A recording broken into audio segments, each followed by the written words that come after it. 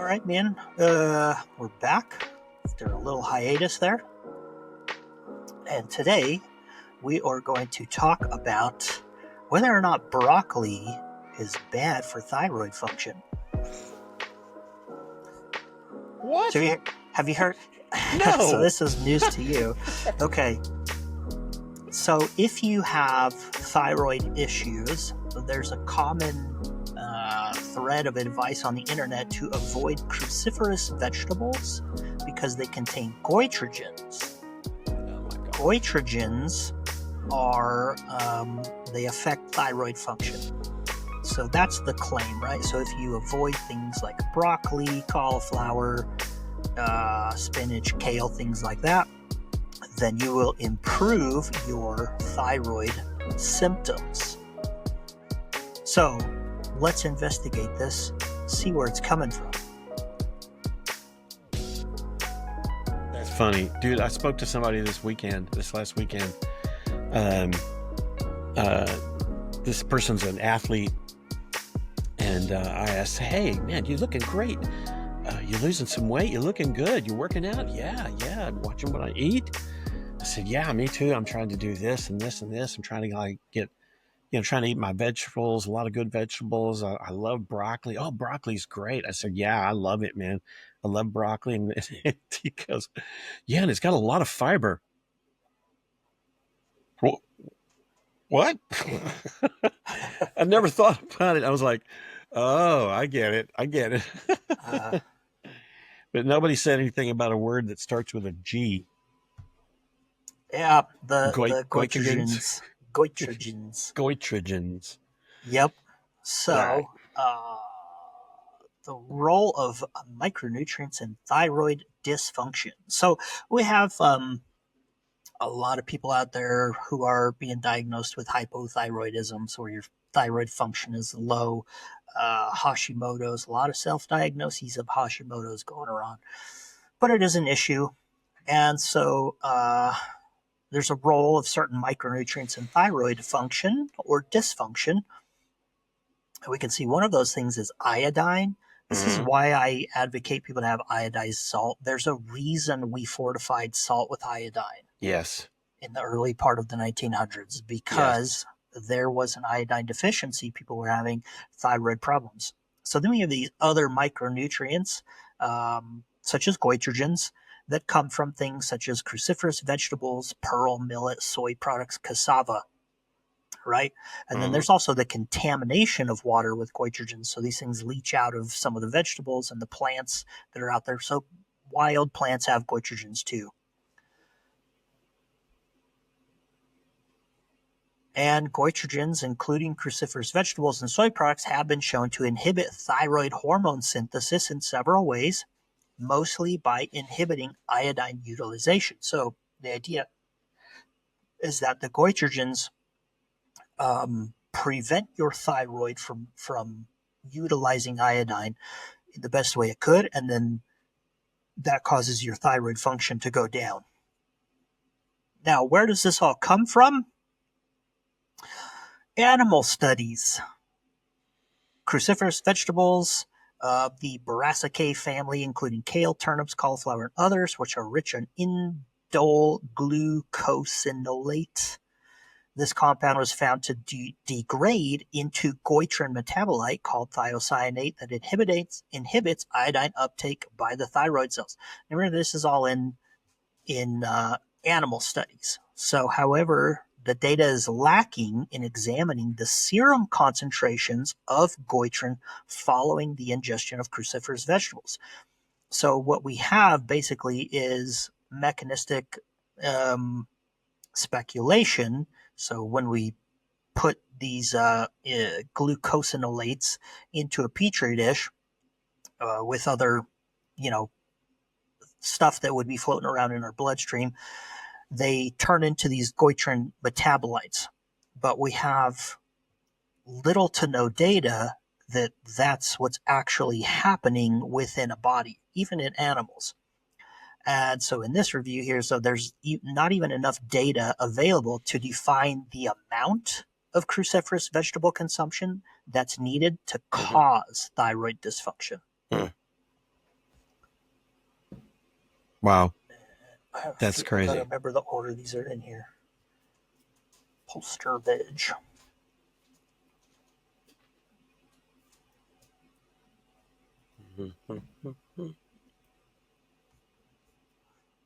All right, so looking. Wait, is this the one I just did?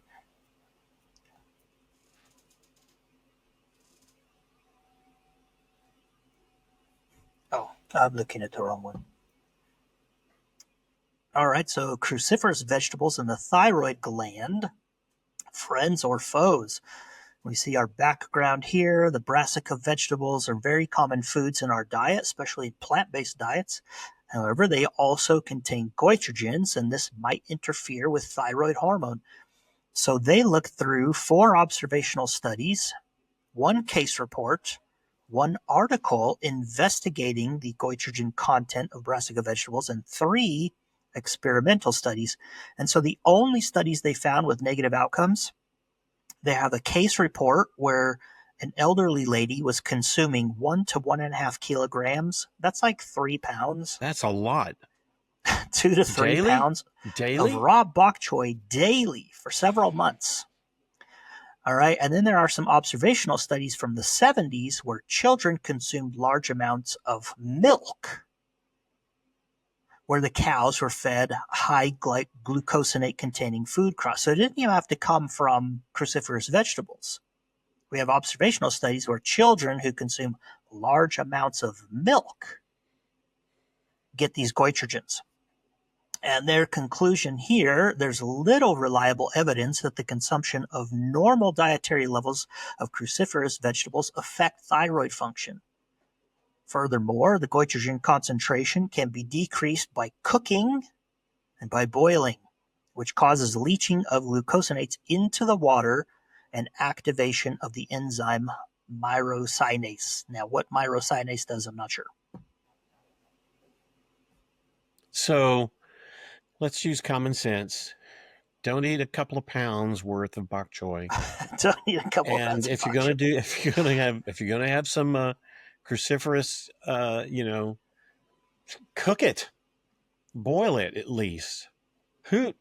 I, it's, oh, common Yeah. sense. Come on. So already here we're seeing that there doesn't seem to be a good amount of evidence that the amount of cruciferous vegetables people would eat normally and the way that we eat them normally has any effect on thyroid function.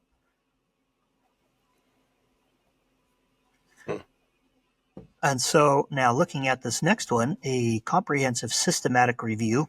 So they looked at 123 articles of in vitro, so that's in a petri dish, animal and human studies describing the impact of brassica plants and extracts.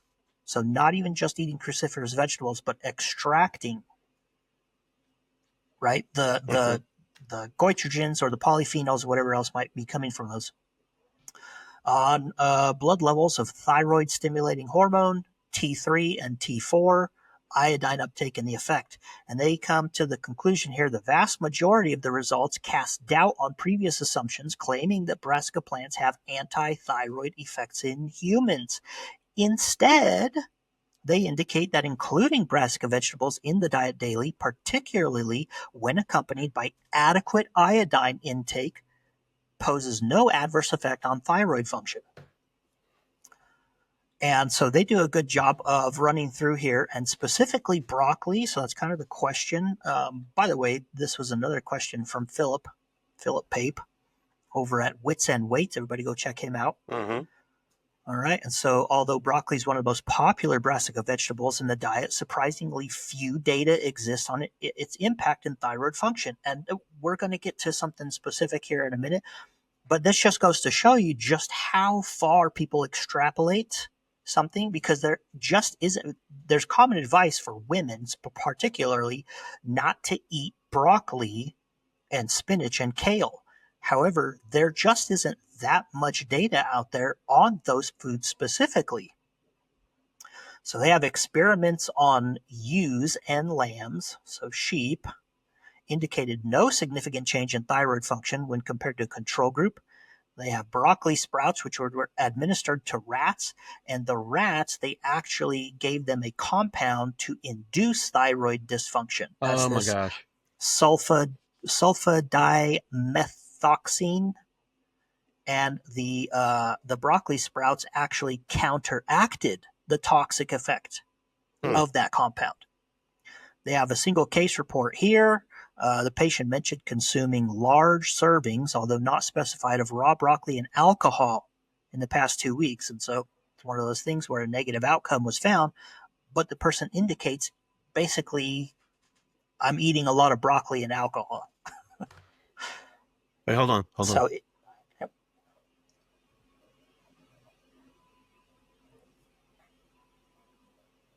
He was treated with levothyroxine. Okay, go ahead.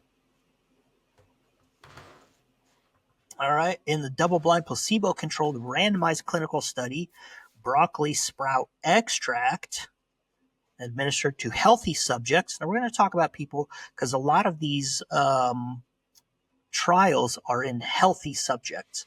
So we'll answer the question here. Does consuming, if you're a healthy person, does consuming this lead you to have thyroid dysfunction?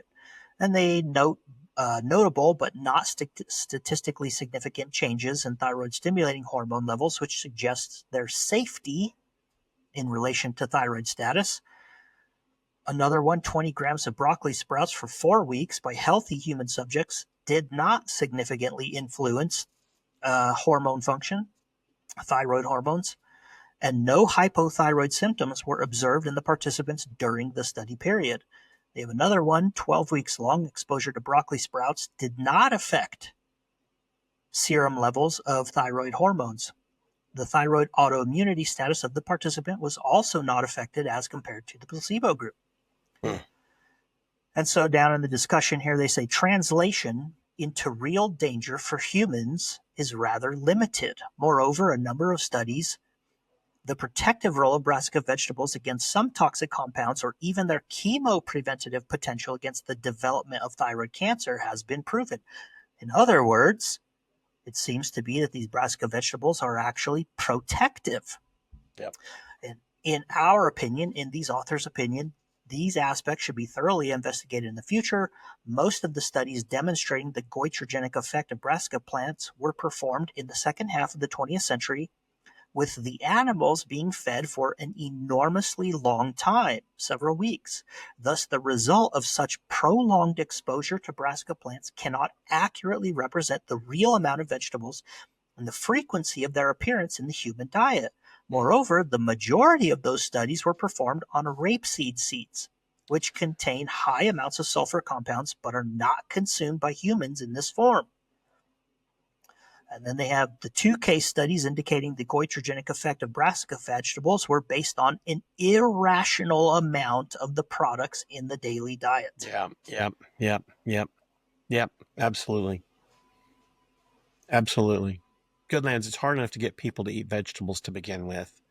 Exactly. And they're not going to eat tons and tons of broccoli because, although I like broccoli, I mean, how many people are just going to go out there and eat a pound of broccoli a day or a Raw week broccoli, not or even cooked though, not even not cooked though, even cooked? raw That's broccoli for nasty. weeks and weeks and weeks on end. It's unrealistic. It's just unrealistic. Yep. All right. So now we have there's very limited data in human beings, and the data that we generally have is in healthy people.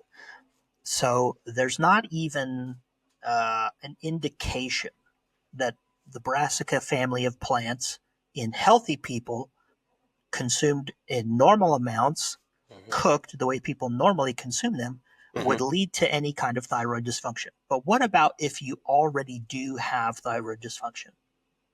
What about if you have Hashimoto's? And so this systematic review looked specifically at the influence of nutritional intervention in the treatment of Hashimoto's. And they looked at a few things. They looked at uh, gluten free diets, lactose free diets, a supplement here called Nigella sativa, which we're not going to worry about. And then there was only one trial in the systematic review where they actually had a diet that removed goitrogens. So they had a control diet that had goitrogens, and then the experimental diet that did not have goitrogens. Removed those. And so improvement was observed during an energy deficit and after the elimination of select ingredients, and you can see here gluten, lactose, or goitrogen, as well as the intervention of Nigella sativa. And so going through this one here, Esposito et al. In 2016 in Italy, this is the only trial in this systematic review that looked at the removal of goitrogens. Now, the rest of them were mainly gluten-free diets. And what they came out with here, I looked through these. Gluten-free basically didn't have any effect unless you also had ulcerative colitis or something like that. Mm-hmm. But let's look at this one. Oh, the lactose-free diets actually did show improvement, which is kind of funny because the recommendations for women with Hashimoto's is, well, stop eating these brassica family vegetables and consume more dairy products. Yeah. All right. So we can go through some of these here. So Krisiak examined the effects of gluten-free diet on the concentration of vitamin D in women with Hashimoto's. Both groups received the same dose of vitamin D supplementation. And in the control group, there was a significant decrease in this anti-TPO, which is an antibody, and an increase in vitamin D concentration compared with the experimental group. So the control group actually did better on this one. Although the typical diet compared with the gluten-free diet showed better results, both diets showed better results. It's just that the gluten-free diet didn't show as good of results. However, no changes were observed in the hormone functions between the groups. This trial here looked and observed that body weight, BMI, and percent body fat decreased, and that was the main driver of thyroid function. Mm-hmm. The experimental group had significantly better improvement in previously mentioned parameters compared with the control groups. They achieved greater weight loss. And they go on here to show to talk about how BMI and body fat was a better indicator of thyroid function than was their change in their diet. All right. And then this study here, Esposito et al., based on a low carbohydrate diet with the exclusion of several products, one of them being goitrogens, did not affect thyroid stimulating hormone, T3, or free T4. So hormone production, thyroid hormone production, wasn't affected by the removal of goitrogens. What they did see is a change in these antibodies. And so here, down in their discussion, so according to systematic review of gluten-free diet on parameters in the course of Hashimoto's thyroiditis, among the 6 included studies, no significant change in thyroid-stimulating hormone was noted at any time. So gluten-free diets don't seem to have really an effect for Hashimoto's. Lactose-free diets actually did. Yep.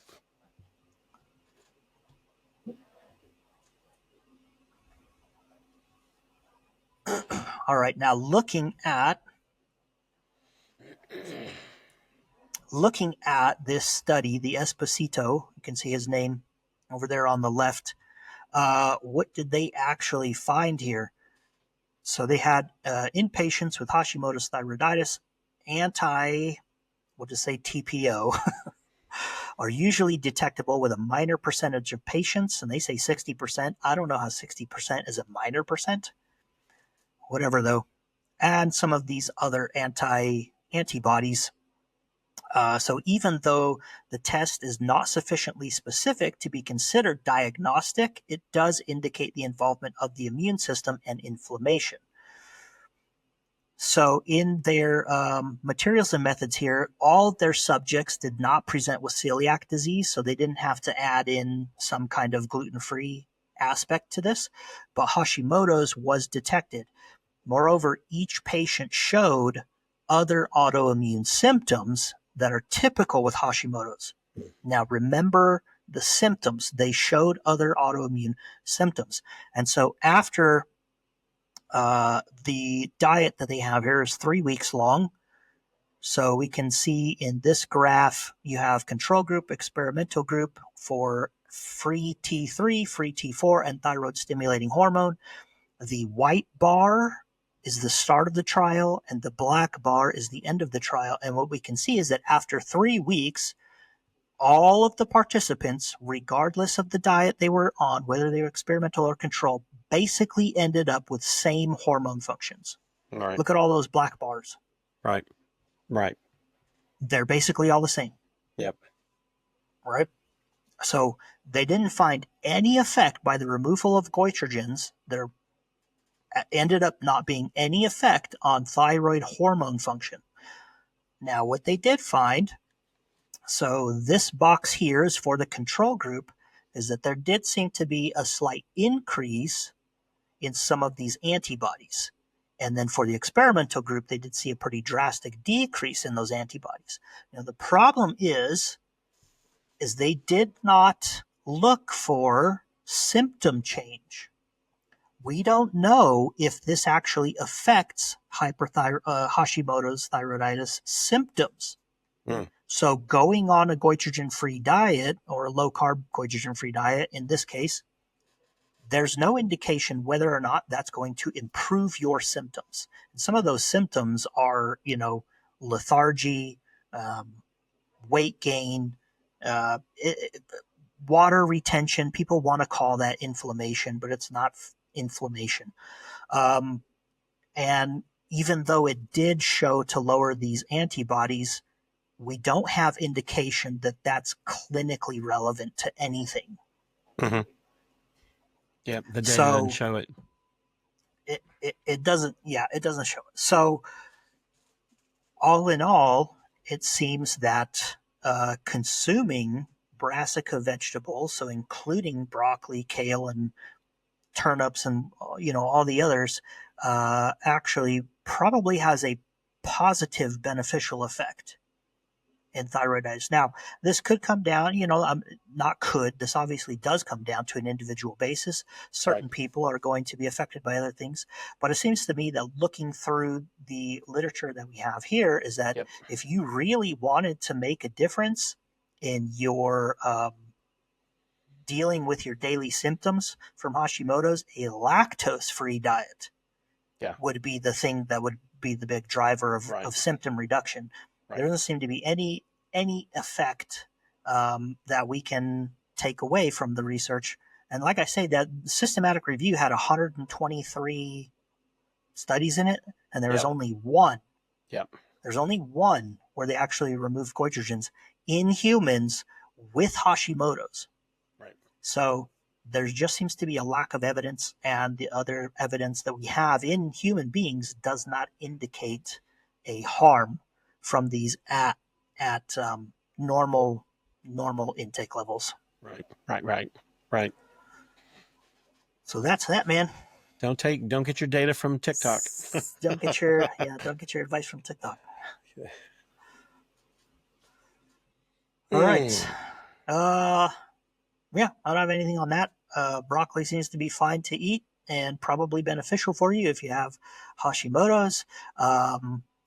In fact, the more vegetables that a person gets, the better the health outcomes seem to be. Yep. So eat your vegetables, folks, and that is that. So we do have a little bit of news here. Yes, we do. This will be our last episode for a little while. There have been some other events come into my life where things are just taking up more of my time, and I dedicate quite a bit of time out of my week into going through research and prepping for this podcast. I don't think that a lot of people really know exactly how much time it takes to go through a research paper. And as you saw there, I just had 4 or 5 of them. And it takes a lot of time. So this will be our last episode for a little while. Not sure when we're going to come back, But I hope you guys have enjoyed it. Dwayne and I have been going hard for about 2 years now, Absolutely. and Absolutely. it's been fun. I've enjoyed it. There's um, been a lot that I've learned. Going through this, my knowledge has only gotten better. I hope your guys has too. What about you, Yeah. Dwayne? I'm sorry. Oh, what about me? Yeah, Oh, yeah. I completely agree. My knowledge has really gained a lot of. I have gained a lot more knowledge in these 2 years that we've been working on this. Just being able to read studies intelligently and what to look for, uh, how common sense really plays in so much into our daily health. I jokingly said a few minutes ago, don't get your information off of TikTok, or don't. yeah. You know what? There's so much false information out there that just do your reading. People, you're smart. Just do your stuff, and we're always going to hold to the fact of the tenets of just healthy eating. Get out and move around. Go out and walk for 10 minutes a day, Mhm. at least 10 minutes, or just build it up. Even if you do it like 2 times, 3 times a week, you're gaining days, you're gaining years on your life just by doing that. Eating vegetables, try to cut down your red meats, eat fish, eat chicken. Um, if you're so inclined, do a plant based diet. You know, Mhm. get out, get some sunshine. It's it's really not as complicated as a lot of us make it, and that's one of the big takeaways I've taken from all of this. And uh, so before you guys walk away or turn us off, we'll probably be back sometime. But we're not breaking up. We didn't have a fight. Yeah. No, Coach Lambie puts in tons of time just in doing research. I've had the opportunity to read some of the studies myself, and it was laborious, to say the least. And then the video work he does, and he's got a lot of really cool things going on right now, some opportunities. And yeah, we're going to take a break, and we're good with it. We're happy. Yeah. All right. Well, everybody out there, hope you got something from this. I hope some minds were blown, and Absolutely. we'll see you when you see you. See you Coach later. Lambie and Dwayne out. Bye, guys.